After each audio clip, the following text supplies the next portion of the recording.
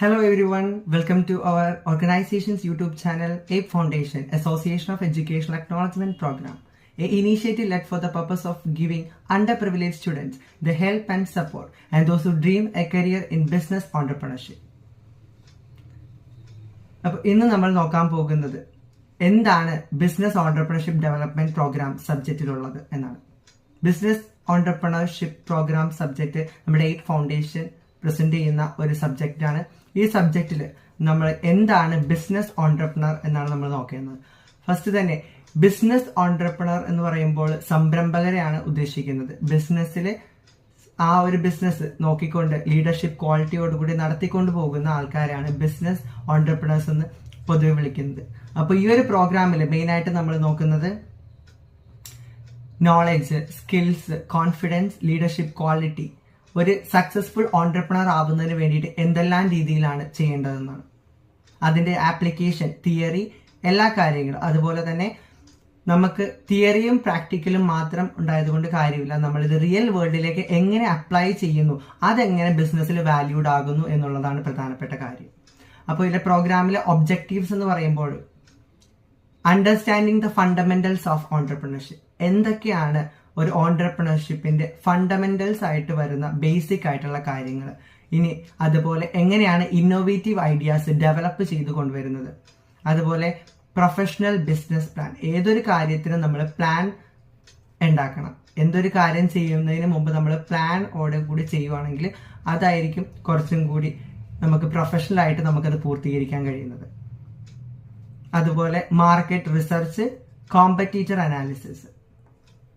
Market research എന്ന് പറയുമ്പോൾ ഇപ്പൊ ഈ ഒരു മാർക്കറ്റിൽ എന്തുമാത്രം കാര്യങ്ങളാണ്, ഒരുപാട് ബിസിനസ്സുകൾ നടക്കുന്നുണ്ട്. അവിടെ ഓരോ ബിസിനസ്സിൽ പ്രോഫിറ്റ് ഉണ്ട്, ലോസ് ഉണ്ട്, ഡിഫറെന്റ് ആയിട്ട് പല കാര്യങ്ങളുണ്ട്.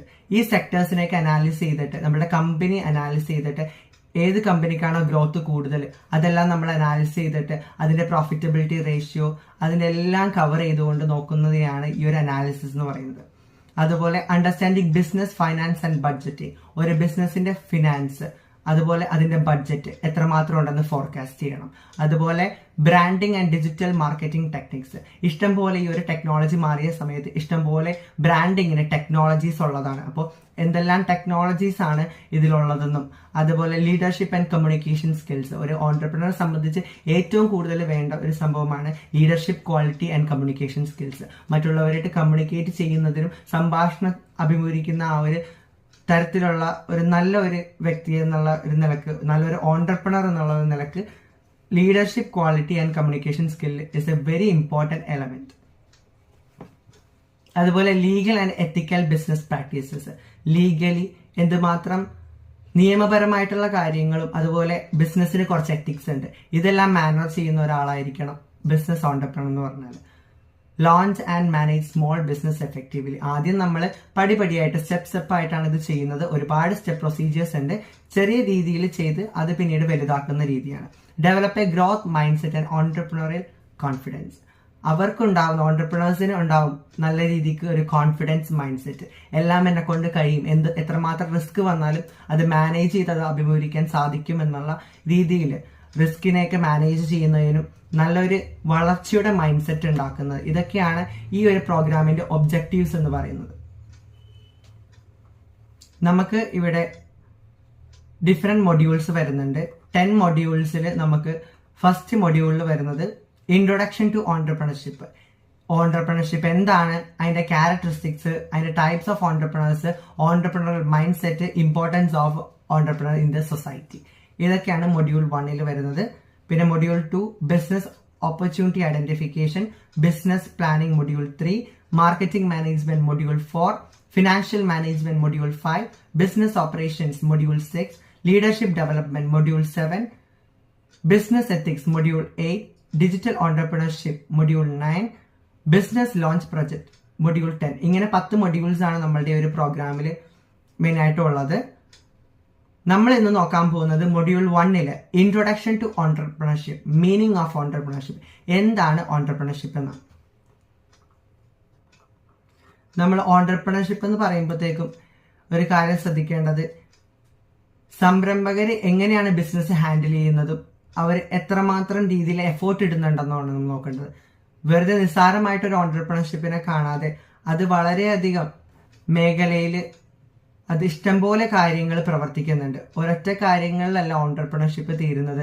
അതായത് ഒരു ഫൗണ്ടേഷൻ തുടങ്ങിയിട്ട് ആ ഒരു കമ്പനീനെ ജസ്റ്റ് നിയന്ത്രിക്കുക മാത്രമല്ല, ആ കമ്പനിയിൽ വേണ്ടുന്നുള്ള സ്ട്രാറ്റജിക് അഡ്വൈസറി, എക്സിക്യൂട്ടീവ് ആയിട്ടുള്ള എല്ലാ കാര്യങ്ങളും നമ്മൾ ഈ ഒരു ഓൺടർപ്രണർഷിപ്പ് മേഖലയിൽ നടക്കുന്നുണ്ട്. അപ്പോൾ ഓൺടർപ്രണേഴ്സ് എന്ന് പറയുമ്പോൾ ബിസിനസ് സംരംഭകർ എന്നുള്ള ഉപരി അതിൽ ഒരുപാട് കാര്യങ്ങൾ വേറെ ഉൾക്കൊള്ളുന്നുണ്ട്. അതെങ്ങനെ പ്ലാൻ ചെയ്യാം, അതെങ്ങനെ സ്ട്രാറ്റജിക്കലി ഔട്ട്പുട്ട് കിട്ടും, അതുപോലെ തന്നെ അത് എങ്ങനെയൊക്കെ രീതിയിൽ അത് നമ്മളുടെ ബിസിനസ്സിൽ വാല്യൂഡ് ആകും എന്നുള്ള കാര്യങ്ങളൊക്കെ ഇഷ്ടംപോലെ വരുന്നുണ്ട്. ഓൺടർപ്രണറിയൽ മൈൻഡ് സെറ്റ് എന്ന് പറയുന്നത് വളരെയധികം ഇമ്പോർട്ടന്റ് എലമെന്റ് ആണ്. എത്രമാത്രം നല്ലൊരു മൈൻഡ് സെറ്റ് ഓൺടർപ്രണേഴ്സിന് ഉണ്ടാവുന്നോ അത്രമാത്രം ബിസിനസ്സും അതനുസരിച്ച് വളരുന്നതാണ്, അതിന്റെ ഒരു ഗ്രോത്ത് കിട്ടുന്നതാണ്. ഇഷ്ടംപോലെ ഈ ഒരു സംരംഭങ്ങളുള്ള ഒരു സ്ഥലത്ത് നമുക്ക് അതിൽ നിന്ന് വ്യത്യസ്തമായിട്ട് ഒരു ഡിസ്റ്റിങ്വിഷ്ഡ് പൊസിഷൻ കിട്ടണം എന്നുണ്ടെങ്കിൽ അത് എങ്ങനെയാണ് വാല്യൂഡ് ആകുന്നത്, മറ്റുള്ള കോമ്പറ്റീറ്റേഴ്സിനെ നോക്കി ആ ഒരു അനാലിസിസ് ഒക്കെ നടത്തി, അതിന്റെ ഇപ്പോൾ ഒരു കമ്പനിയെ എടുത്താൽ ആ കമ്പനീനെ എങ്ങനെ മനസ്സിലാക്കാം, അതിന്റെ ക്യാഷ് ഫ്ലോ പൊസിഷൻ, അതിന്റെ പ്രോഫിറ്റബിലിറ്റി അനാലിസിസ്, ഒരുപാട് റേഷ്യോസ് ഒക്കെ നമുക്കുള്ളതാണ്. അങ്ങനെ പ്രോഫിറ്റബിലിറ്റി അനാലിസിസ് റേഷ്യോ ഉപയോഗിച്ചും അതുപോലെ അതിന്റെ statement of profit and loss, അതുപോലെ സ്റ്റേറ്റ്മെന്റ് ഓഫ് ഫിനാൻഷ്യൽ പൊസിഷൻ, അങ്ങനെ ഇതെല്ലാം നോക്കി ബാലൻസ് ഷീറ്റ് ഒക്കെ നോക്കിക്കഴിഞ്ഞാൽ ഒരു കമ്പനി എങ്ങനെ പോകുന്നു അല്ലെങ്കിൽ ഒരു ബിസിനസ് സ്ഥാപനം എങ്ങനെയാണ് പോകുന്നത് നമുക്ക് കാണാനായിട്ട് സാധിക്കും. അപ്പോൾ അതൊക്കെ വെച്ചിട്ട് ആ ഒരു അനാലിസിസ് ഒക്കെ പ്രകാരം, ഒരു സ്റ്റഡി അനാലിസിസ് ഒക്കെ പ്രകാരം നമ്മളുടെ കമ്പനിയെ അതിൽ നിന്ന് വേറിട്ട് നിൽക്കണം. അപ്പോൾ ആ ഒരു രീതിയിൽ മുന്നോട്ട് കൊണ്ടുപോകുന്നതിനെയാണ് entrepreneurship skill and mindset എന്നുകൊണ്ട് ഉദ്ദേശിക്കുന്നത്. അപ്പൊ ആ ഒരു രീതിയിൽ എല്ലാ തരത്തിലുള്ള സ്കിൽസും നമുക്ക് ഡെവലപ്പ് ചെയ്യണം എന്നുണ്ടെങ്കിൽ നമുക്ക് അതിന് വേണ്ടത്ര നോളജ് വേണം. എന്നാൽ മാത്രമേ അതെങ്ങനെയാണ് ആ ഒരു സ്കില്ല് ഡെവലപ്പ് ചെയ്തിട്ട് ഇംപ്ലിമെന്റേഷൻ ചെയ്യാൻ പറ്റും എന്ന് നമുക്കറിയാൻ പറ്റുള്ളൂ. എന്തൊരു ബിസിനസ് ഓൺടർപ്രണർഷിപ്പ് ആണെങ്കിലും അതിന് വിഷനും മിഷനും ഇമ്പോർട്ടന്റ് ആണ്.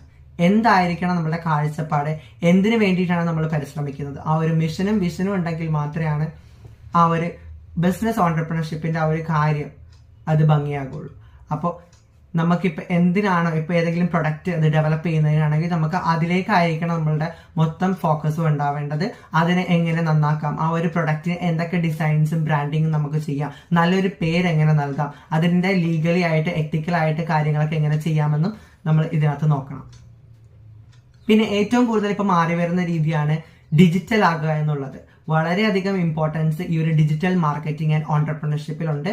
കാരണം ഡിജിറ്റലി ആണ് ഇപ്പൊ എല്ലാ കാര്യങ്ങളും, ഈവൻ ലെഡ്ജേഴ്സ് ആണെങ്കിലും എല്ലാ കാര്യങ്ങളും ഇപ്പൊ നമുക്ക് കമ്പനിയിൽ കമ്പ്യൂട്ടറിൽ ഡിജിറ്റലി നമുക്ക് എല്ലാം കിട്ടുന്നതാണ്. ഈവൻ ട്രാൻസാക്ഷൻ തിങ്സും എല്ലാം നമുക്ക് ഡിജിറ്റലി ചെയ്തെടുക്കാവുന്നതാണ്. അപ്പോൾ ഡിജിറ്റൽ മാർക്കറ്റിംഗ് വളരെയധികം ഒരു വലിയൊരു ടൂളാണ് ഇന്നത്തെ ഈ ഒരു വേൾഡിൽ, ഈ ഒരു ലിവിങ് വേൾഡിൽ ഏറ്റവും വലിയൊരു ടൂളാണ് artificial intelligence and digital marketing. ഇത് നമ്മുടെ കമ്പനിയെ വളരെയധികം മാറ്റും. ഇത് നമ്മൾ നമ്മുടെ കമ്പനിയിൽ ഇംപ്ലിമെന്റ് ചെയ്ത് ഇതുവഴി നമ്മൾ നമ്മുടെ കമ്പനിയെ ഗ്രോത്തിലേക്ക് കൊണ്ടുപോകണമെങ്കിൽ അത് തന്നെയായിരിക്കും ഏറ്റവും വലിയൊരു സ്റ്റെപ്പ്. അപ്പോൾ ഈ ഒരു digital marketing, social media marketing, അത് മുഖേനയുള്ള സെയിൽസ് സ്ട്രാറ്റജീസ് ഒക്കെ നമ്മൾ പഠിക്കുകയാണെങ്കിൽ വളരെ നന്നായിരിക്കും. ബിസിനസ് എന്ന് പറയുമ്പോൾ ഏറ്റവും കൂടുതൽ കസ്റ്റമർ അപ്രോച്ചാണ്, കസ്റ്റമർ ഓറിയന്റഡ് അപ്രോച്ചാണ് വരുന്നത്. കസ്റ്റമേഴ്സിന്റെ ആഗ്രഹങ്ങളും ഇഷ്ടങ്ങളൊക്കെ അനുസരിച്ച് ബിസിനസ്സിൽ മാറ്റങ്ങൾ വരുത്തുന്നു. ഇതെല്ലാം ബിസിനസ് ഓൺടർപ്രണർഷിപ്പിന്റെ കാര്യങ്ങളാണ്.